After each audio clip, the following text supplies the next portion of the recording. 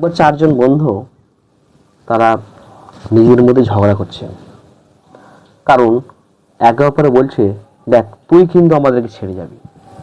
আর একজন বলছে, না না না, আমি কাউকেই ছেড়ে যাব না। এই চারজনের বন্ধুত্ব চিরদিনের, একদিনের নয়। একজন বলছে, না না, তুই যা ছেলে, তুই আমাদেরকে ভুলে যাবি, তুই নিজে প্রতিষ্ঠিত হলে কিংবা কোনো পরিস্থিতিতে তো ভুলে যাবি। এইভাবে তাদের মধ্যে কিন্তু দ্বন্দ্ব চলছে। পাশ থেকে একজন এলো, এসে বলছে, কি ব্যাপার, তোমরা কি করছো? সে বলছে, দেখো আমরা চারজন বন্ধু, বিশ্বস্ত বন্ধু, একে অপরের প্রতি সব সময় আমরা বিভিন্ন জায়গায় যাই, থাকি, খুব কাছের বন্ধু। তো সমস্যা কি?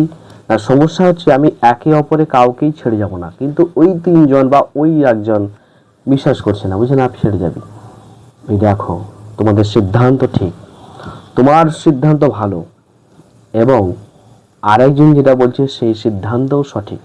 তুমি চাইছো একে অপরে মিলেমিশে থাকতে, সে বলছে পরিস্থিতি অনুযায়ী চেঞ্জ হয়ে যাবে, পাল্টে যাবে, থাকবেন একসঙ্গে। দুজনেরই কথাই সঠিক, তোমার ইচ্ছে একসঙ্গে থাকা, আর ও বলছে যে একটা সময়ে তুমি চলে যাবে।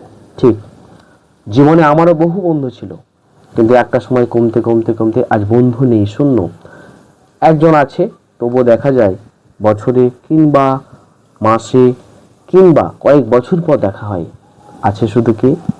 আমার বাবা মা, যে আমার, যাকে আমরা সময় দিইনি একটা সময়, আজ বাবা এবং মা আমাকে প্রত্যেকটা মুহূর্তে সময় দেয়।